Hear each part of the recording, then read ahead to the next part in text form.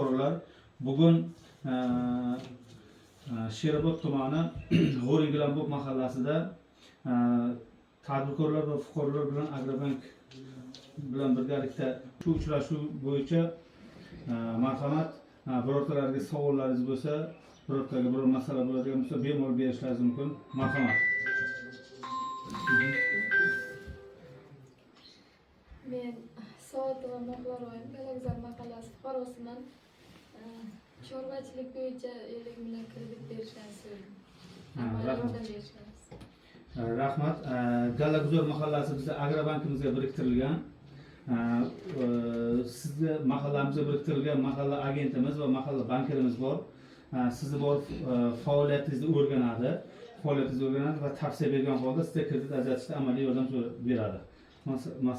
Masala bo'lmaydi. Sog' bo'ling. Yana kimda yana savollar bor? Menda assalomu alaykum. Men Haydarova Navro'za, yakka tartibdagi tadbirkorman. Ko'chlar mahallasidaman. Menga chorvachilik qilish uchun 100 million so'mlik kredit ajratishlaringizni iltimos qilaman.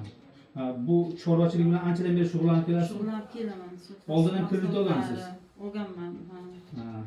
Yaxshi. Unday bo'lsa, tadbirkor bo'lsangiz, ushbu Prezidentimizning 312-sonli qarori bor. O'sha qarorga asosan yaqti oilaviy korxona, MCH va xususiy korxonalarga 100 million so'mgacha kafillik bilan 100 million so'mdan oshiqga garov bilan kredit ajratiladi. Siz agar chorvachilik yo'nalishida faoliyatingizni davom ettiraman deydigan bo'lsangiz, sizga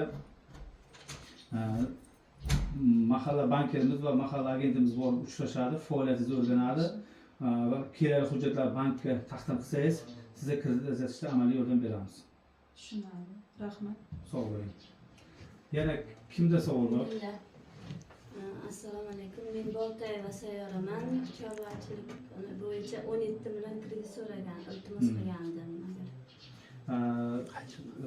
Sizga ham xuddi shunday G'o'ringilanbop mahallasidan bo'lsangiz kerak. G'o'ringilanbop mahallamizda bizning bankimizga biriktirilgan mahalla agentimiz borib, mahalla bankerimiz borib sizni faoliyatingizni o'rganadi va biznesga ko'mak loyihasi bo'yicha sizga kredit ajratib beramiz. Sog' bo'ling. Marhamat, yana kimga savollar bor?